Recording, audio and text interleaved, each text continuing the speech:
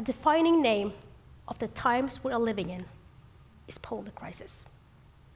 The last few years, governments have faced several crises, like the global pandemic, wars, and inflation.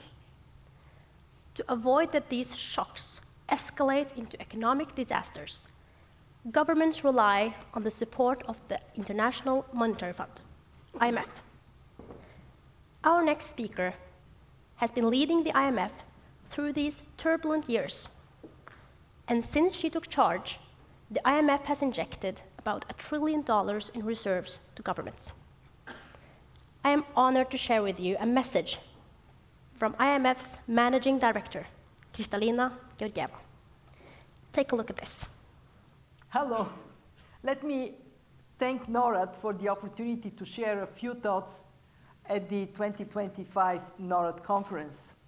It is fitting that you are at a venue for rock music because when it comes down to international development, Norad really rocks. The theme for this year, Money Talks, is so appropriate when we discuss climate.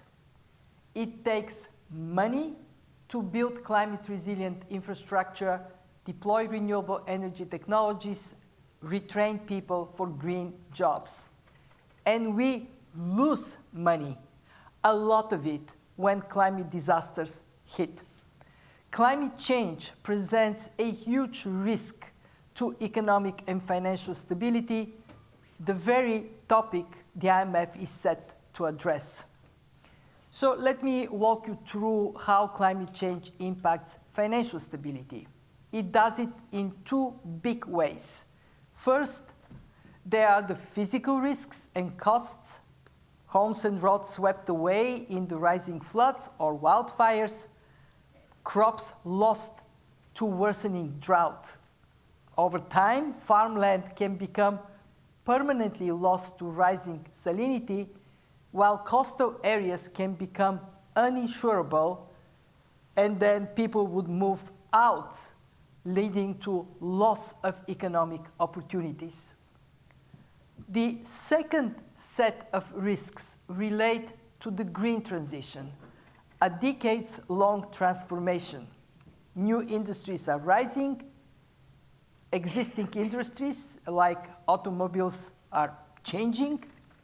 Some types of jobs are becoming more abundant, while others are gone. Some assets are losing value, others are expected to gain. These kinds of impacts are felt everywhere, but they are unevenly distributed. And this is why we review them with each and every one of our IMF members, 191 countries, in our annual Article 4 consultations and in our financial sector assessment programs. As we discuss macroeconomic impacts of climate change with our members, we talk about risks, and we also talk about opportunities for green growth and green jobs, building climate-resilient infrastructure, installing green energy systems. They do transform economies.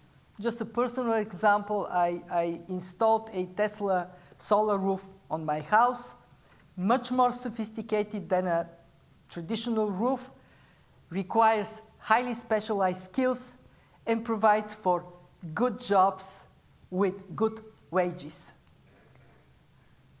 Let's pause and recognize that we talk about huge amount of money needed for this transition. But in a global economy worth $110 trillion, there is a lot of money to do the talking. How do we access this money? First, governments must free up fiscal space. Scrapping fossil fuel subsidies would be a very good place to start. They amounted to $800 billion in 2023, and then redirect this money to green investments. Second, we need to draw in more private capital by making mitigation and adaptation efforts more investable. Every country can eliminate red tape that slows investments. It can improve the depth and functioning of domestic capital markets and put in place predictable climate policies to orient investors. And among those, carbon pricing is a very good way to go. At the IMF, we are helping members with advice, with technical assistance, and also with concessional financing through our Resilience and Sustainability Trust. We already have 21 programs in place.